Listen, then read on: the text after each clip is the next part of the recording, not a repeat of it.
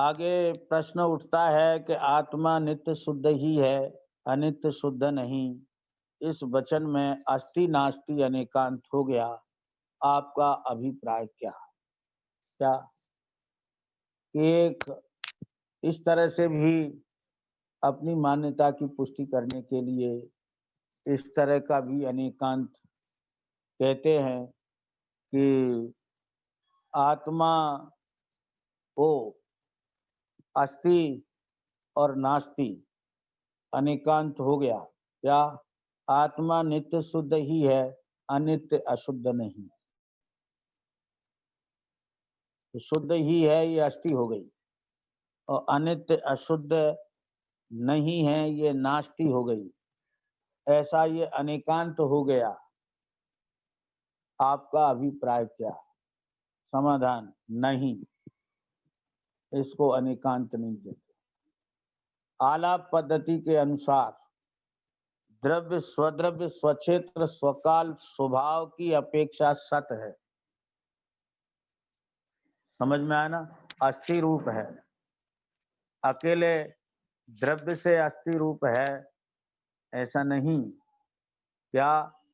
स्वद्रव्य स्वक्षेत्र स्वकाल स्वभाव की अपेक्षा से सत माने अस्थि रूप है, और द्रव्य परद्रव्य परक्षेत्र परकाल परभाव की अपेक्षा असत नास्ति रूप है। ऐसा ही समयसार परिशिष्ट में इसके 8 कलश आए हैं इस पर। आगे इस प्रकार द्रव्य अपने द्रव्य क्षेत्र काल भाव से है, पर द्रव्य क्षेत्र पर काल पर भाव से नहीं है, ऐसा अनेकांत है। ये अस्ति नास्ति अनेकांत है। दो द्रव्य में ऐसा अस्ति नास्ति अनेकांत लगता है, द्रव्य पर्याय के बीच में ऐसा अस्ति नास्ति नहीं लगता। क्या समझ में? समझ में आया ना? दो द्रव्य में अस्ति नास्ति लगता है, द्रव्य और पर्याय के बीच में ऐसा अस्ति नास्ति नहीं लगता। आत्मा नित्य शुद्ध ही है, अनित्य अशुद्ध नहीं। ऐसी मान्यता मिथ्या एकांत होने से सम्यक ज्ञान नहीं है। क्या समझ में? क्योंकि जो नित्य शुद्ध है वही अनित्य अशुद्ध है। अब आगे प्रश्न उठता है, आपका कथन प्रमाण का है, नय का नहीं। क्योंकि नय सम्यक एकांत रूप है। आपका अभिप्राय क्या? अब ऐसा प्रश्न हमारे सामने खड़ा होता है कि आप जो बात कह रहे हो वो प्रमाण की बात कह रहे हो, नय की नहीं। नय तो सम्यक एकांत रूप होता है। आपका अभिप्राय क्या? तो सुनो समाधान। सम्यक ज्ञान प्रमाण है, क्योंकि वस्तु अनेकांत रूप है, सो ही जानता है ज्ञान, इसलिए सम्यक ज्ञान ही प्रमाण रूप है। आपको पता है 5 ज्ञान प्रमाण रूप है। मति ज्ञान, श्रुत ज्ञान, अवधि ज्ञान, मन पर्याय ज्ञान, केवल ज्ञान, 5 प्रमाण है। केवल श्रुत ज्ञान में श्रुत ज्ञान प्रमाण रूप भी होता है और नय रूप भी होता है। समझ गए ना? और ये 5 सम्यक ज्ञान है और 5 प्रमाण हैं। केवल सम्यक ज्ञान भी प्रमाण और नय रूप दोनों रूप होता है। ऐसा नहीं है कि वो प्रमाण रूप नहीं होता है। प्रमाण रूप भी होता है और नय रूप भी होता है। तो अनेकांत स्वरूप वस्तु का श्रद्धान ही सम्यक दर्शन है। अब ये यहाँ बड़ी भ्रांति है। कैसी? कि ये ज्ञान आपने प्रमाण ज्ञान का वर्णन किया, ठीक है, क्योंकि अनेकांत का वर्णन किया है तो प्रमाण ज्ञान का वर्णन हो गया, मुझे मंजूर है। लेकिन जो सम्यक दर्शन है वो मानते हैं कि पर्यायों से भिन्न जो शुद्ध न का विषय ध्रुव है वो सम्यक दर्शन का विषय है। ऐसा नहीं, यथार्थ श्रद्धान का नाम सम्यक दर्शन है। क्या ख्याल में आया? टोडरमल जी साहब मोक्ष मार्ग प्रकाशक में लिखते हैं, द्रव्य पर्यारूप वस्तु को द्रव्य पर्यारूप अवलोकन करने से सम्यक दर्शन होता है। द्रव्य पर्याय स्वरूप वस्तु का अवलोकन करने से, चिंतन करने से सम्यक दर्शन होता है। तो जो सम्यक दर्शन का जो श्रद्धान होता है वो अनेकांत स्वरूप वस्तु के श्रद्धान का नाम सम्यक दर्शन है। एकांत का श्रद्धान सम्यक दर्शन नहीं होता है। नए तो होता है, नए तो सम्यक एकांत है वो नए है, और जो मिथ्या एकांत है वो नया भास है, और जो सम्यक अनेकांत है वो प्रमाण है, और जो मिथ्या अनेकांत है वो प्रमाणाभास है। लेकिन जो सम्यक दर्शन होता है वो जीवादि तत्वों के यथार्थ श्रद्धान का नाम सम्यक दर्शन है। क्या समझ में आया? प्रमाण प्रमाण जैसा वस्तु का स्वरूप का प्रतिपादन करता है, वैसे श्रद्धान का नाम सम्यक दर्शन है। अब यहाँ प्रश्न कोई खड़ा कर सकता है क्या? तो 11वीं गाथा में लिखा है कि व्यवहार ने अवतार्थ दर्शित, शुद्ध नए भूतार्थ है, भूतार्थ आश्रित आत्मा, सुदृष्ट निश्चय हो ये है। कोई ऐसा प्रश्न कर सकता है कि 11वीं गाथा में भूतार्थ न के आश्रित सम्यक दर्शन कहा है? आप कहते हो कि जैसा प्रमाण है, ज्ञान जानता है, वैसे श्रद्धान का नाम सम्यक दर्शन है। लेकिन यहाँ तो लिखा है कि भूतार्थ आश्रित सुदृष्ट निश्चय होए। भूतार्थ न के अनुसार श्रद्धान करना सम्यक दर्शन है। दोनों कथन में कोई विरोध नहीं है। क्या समझ? क्यों विरोध नहीं है? कि निश्चय न और व्यवहार न ये प्रयोजन भूत कथनी करते हैं। द्रव्यार्थिक न और पर्यार्थिक न ये वस्तु स्वरूप के प्रतिपादक होते हैं। तो प्रमाण में द्रव्यार्थिक और पर्यार्थिक आते हैं। जो निश्चय व्यवहार होता है वो व्यवहार जिसको विधि रूप करता है, निश्चय उसका निषेध करता है। समझ में आया ना? जैसे द्रव्यार्थिक न का विषय द्रव्य है और पर्यार्थिक न का विषय पर्याय है, ऐसे निश्चय न का विषय कोई फिक्स नहीं होता है और व्यवहार न का विषय कोई फिक्स नहीं होता है। क्या होता है कि जब व्यवहार दो द्रव्यों को मिलाता है तो निश्चय उसका निषेध करता है। क्या कहता है कि ये दो द्रव्य एक नहीं होते हैं, ये भिन्न है। क्या समझ में? और जब व्यवहार भेद करता है वस्तु में, तब निश्चय कहता है वस्तु भेद रूप नहीं अभेद रूप है। क्या ख्याल? तो व्यवहार जो कहता है निश्चय उसका निषेध करता है। तो कहीं असद्भूत व्यवहार का कथन होता है तो उसके निषेध रूप निश्चय न हो जाता है, और कहीं भेद रूप कथन होता है तो उसका निषेध रूप निश्चय हो जाता है। क्या समझना? तो एक असद्भूत व्यवहार के निषेध रूप निश्चय और एक सद्भूत व्यवहार के निषेध रूप निश्चय, माने जितने भेद व्यवहार के उतने ही भेद उसके निषेध करने वाले के होते हैं। तो 11वीं गाथा में जो कर्म और आत्मा को एक मानता है उसको व्यवहार मूल कहा है। उस कर्म और आत्मा को एक मानने का निषेध करने वाला निश्चय ने भूतार्थ ने के आश्रय से सम्यक दर्शन होता है। इसमें प्रमाण के अनुसार सम्यक दर्शन होने में और उस भूतार्थ ने के आश्रय से सम्यक दर्शन होने में विरोध क्या है? प्रमाण भी पर वस्तु को ग्रहण नहीं कर रहा है, स्ववस्तु को ग्रहण कर रहा है, और निश्चय भी पर को ग्रहण नहीं कर रहा है, वो पर का निषेध कर रहा है, व्यवहार पर के साथ एकता कर रहा है। तो निश्चय ने भी पर से भिन्न आत्मा बता रहा है, और जो प्रमाण है वो द्रव्य पर्याय स्वरूप है, तो द्रव्य पर्याय स्वरूप अपना आत्मा है, वो परद्रव्य नहीं है। तो वह परद्रव्य की एकता का निषेध 11वीं गाथा में किया। इसलिए भूतार्थ ने के आश्रित सम्यक दर्शन कहा, तो इसमें कोई बाधा नहीं है। वो भूतार्थ ने स्वयं पर के एकत्व का ही तो निषेध कर रहा है। क्या समझ में आया?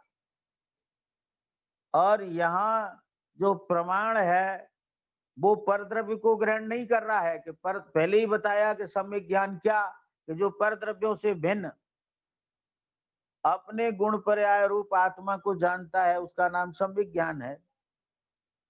तो प्रमाण भी परद्रव्य से भिन्न आत्मा को ग्रहण कर रहा है, और वो भूतार्थ ने भी परद्रव्य से भिन्न आत्मा को ग्रहण कर रहा है।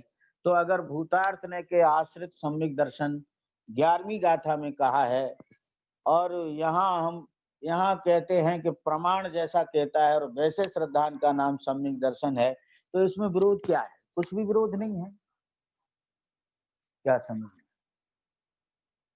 कुछ भी विरोध नहीं है। अब विरोध कहाँ खड़ा होता है? कि विरोध तब खड़ा होता है जब हम ये मानते हैं कि भूतार्थ ने का विषय है पर्याय से भिन्न ध्रुव, और प्रमाण ध्रुव पर्याय को विषय बनाता है, तो हमें विरोध खड़ा हो जाता है। क्या? कि ये प्रमाण की बात है, ये सम्यक दर्शन की नहीं है। माने ये ज्ञान की बात है, ये सम्यक दर्शन की नहीं है। क्योंकि सम्यक दर्शन तो परद्रव्य से भिन्न ध्रुव के श्रद्धान को सम्यक दर्शन कहते हैं। तो जो हमने ये धारणा बना रखी है वो सत्य कथन के साथ विरोध खड़ा कर देती है। क्या समझ में आया? तो जो 11वीं गाथा है उसमें कोई ऐसा थोड़ी कहा है कि पर्याय से भिन्न ध्रुव का वो भूतार्थ ने का विषय है और उसका श्रद्धान सम्यक दर्शन है, ऐसा तो उसमें कहा ही नहीं। अब हम इसी तरह से अर्थ लगाते जाएं कि वहां भूतार्थ ने के आश्रित सम्यक दर्शन कहा है ना, तो भूतार्थ ने क्या होता है? वो पर्याय से भिन्न ध्रुव को ग्रहण करता है, उसको भूतार्थ ने कहते हैं। अब हमने ये पढ़ रखा है कि पर्याय से भिन्न ध्रुव का ध्रुव जो है वो भूतार्थ ने का विषय है, लेकिन जरा 11वीं गाथा तो देखो। क्या समझ में आया? उन्होंने उस भूतार्थ ने को समझाने के लिए तो इतना बड़ा दृष्टांत और इतनी सारी व्याख्या की है आत्मख्याति में, है? टीका में 2 लाइन पहले कह दी बस। क्या? कि जो अविद्यमान भूतार्थ को कहता है वो व्यवहार ने अभूतार्थ है, और जो विद्यमान सत्य भूतार्थ को कहता है वो निश्चय ने भूतार्थ है। क्या समझ? फिर उसको समझाने के लिए फिर वो दृष्टांत देकर व्यवहार मूड को बताया कि जो जल और कीचड़ क्या है वो एक करता है, ऐसा वो व्यवहार मूड है जो आत्मा और कर्म का विवेक नहीं करता है, उसको व्यवहार मूड कहा है वहां। और जो पर्याय को अपनी मानता है वो व्यवहार मूड नहीं लिखा वहां। देख लो आंख खोल के, सुनी सुनाई बातों के भरोसे मत रहो, तो आपको सच्ची बात नहीं मिलेगी इस पंचम काल में।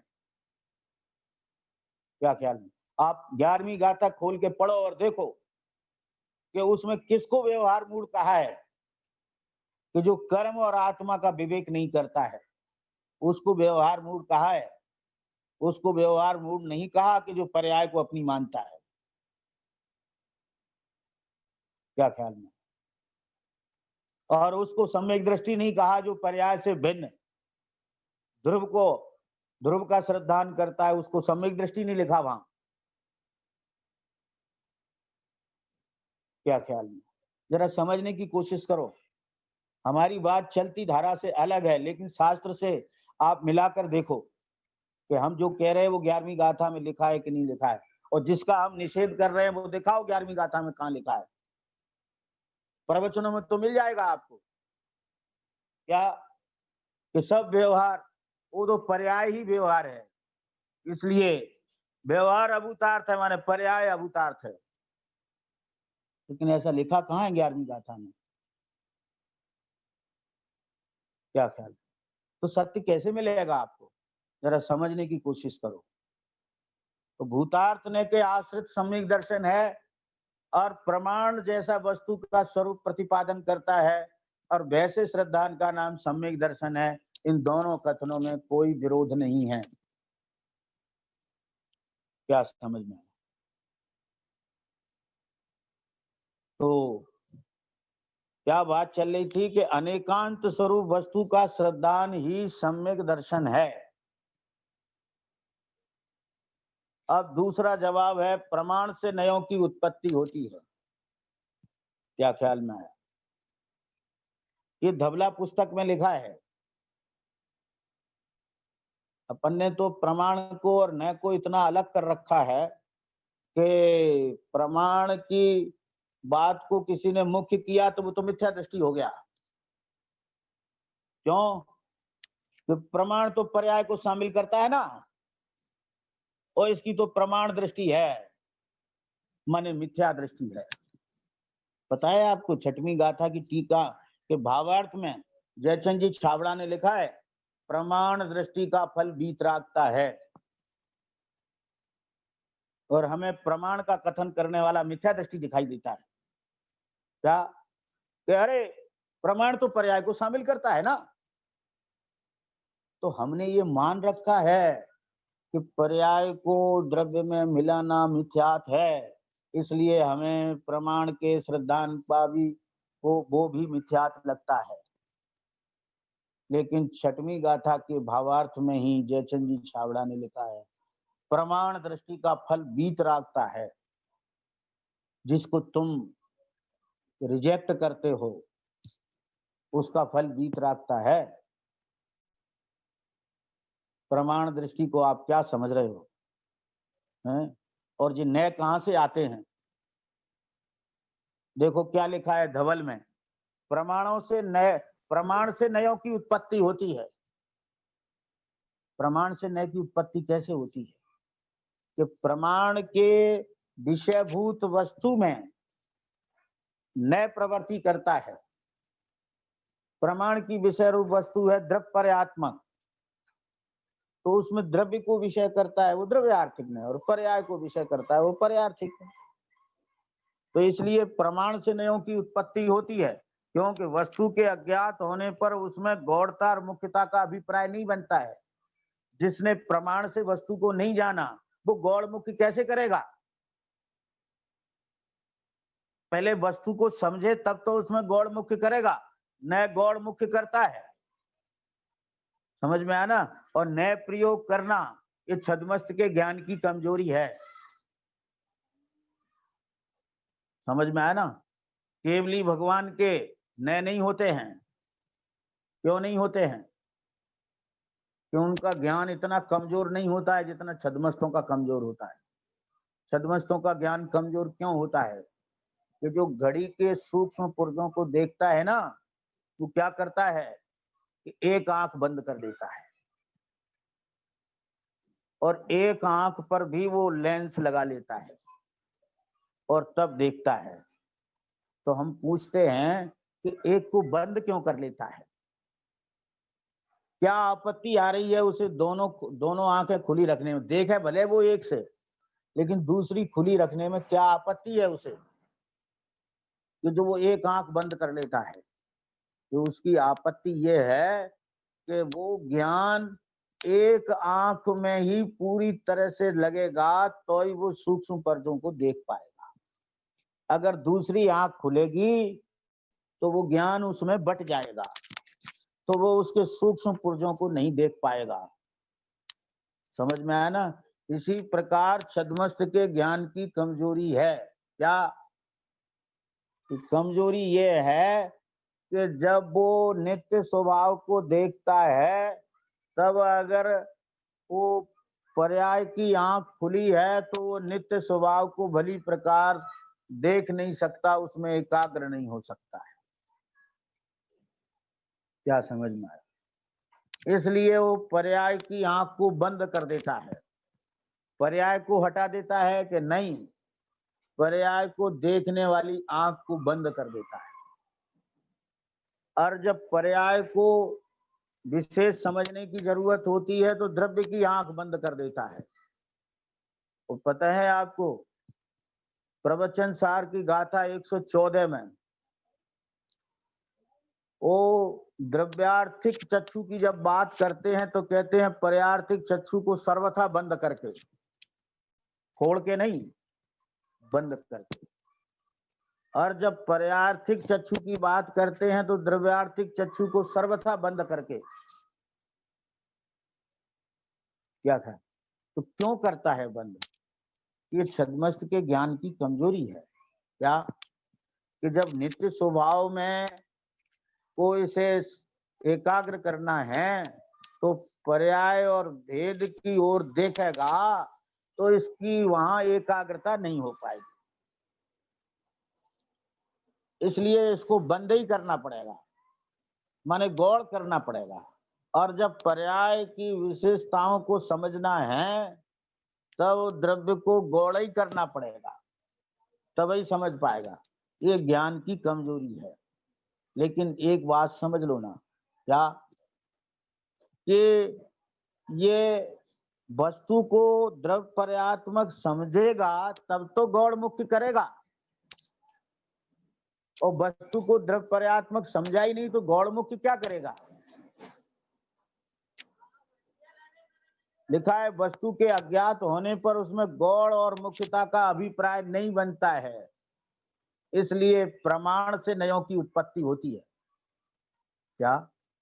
जो द्रव्य पर्याय स्वरूप वस्तु को जानता है वही एक को गौड़ करता है और एक को मुख्य करता है, और तभी वह न कहलाता है। यह द्रव्य पर्याय स्वरूप वस्तु को जाने बिना अगर कोई किसी को विषय बनाता है तो वह न नहीं कहलाता, द्रव्य को विषय बनाए तो भी न नहीं कहलाता, और पर्याय को विषय बनाए तो भी न नहीं कहलाता। वो न तभी कहलाता है जब वो द्रव्य पर्याय स्वरूप वस्तु को जानता है, तब वो गौड़ मुख्य करता है, तब न कहलाता है। इसलिए जिसको अनेकांतमयी वस्तु का ज्ञान है, क्या?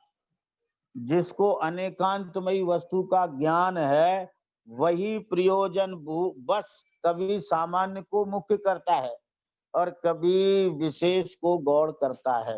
वही माने कभी नहीं, भूल गए हम कहने में, प्रयोजन बस कभी सामान्य को मुख्य करता है और विशेष को गौड़ करता है, और कभी भेदों को मुख्य करता है और अभेद को गौड़ करता है।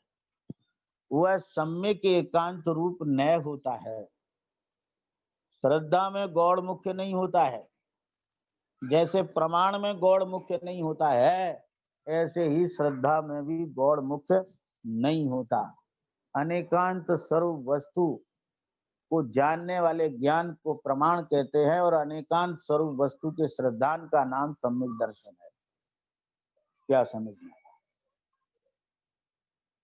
तीसरा उत्तर है जो अनेकांत स्वरूप आत्म वस्तु को जाने बिना आत्म वस्तु को नित्य ही या अनित्य ही, भेद ही या अभेद ही, शुद्ध ही या अशुद्ध ही जानता मानता है, वह मिथ्या एकांत है।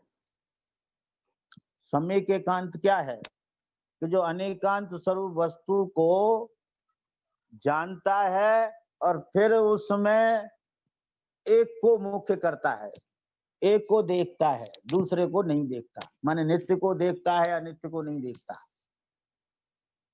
तो वह न कहलाता है। अनित्य को देखता है, नित्य को नहीं देखता, तो वो न कहलाता है। लेकिन जिसने नित्यानित्य आत्म वस्तु को नहीं जाना और वो अगर वस्तु आत्मा को नित्य मानता है तो भी एकांत मिथ्यात है, और वो आत्मा को अनित्य मानता है तो भी एकांत मिथ्यात है। और दोनों को जुदे जुदे मानता है, क्या कि द्रव्य तो नित्य है और उससे भिन्न पर्याय अनित्य है, तो भी वह एकांत मिथ्यात है, क्योंकि इनमें भिन्नता नहीं होती, द्रव्य पर्याय में भिन्नता नहीं होती, क्योंकि द्रव्य कहते ही उसे हैं जो पर्यायों को पी कर बैठा है, भिन्न नहीं होते।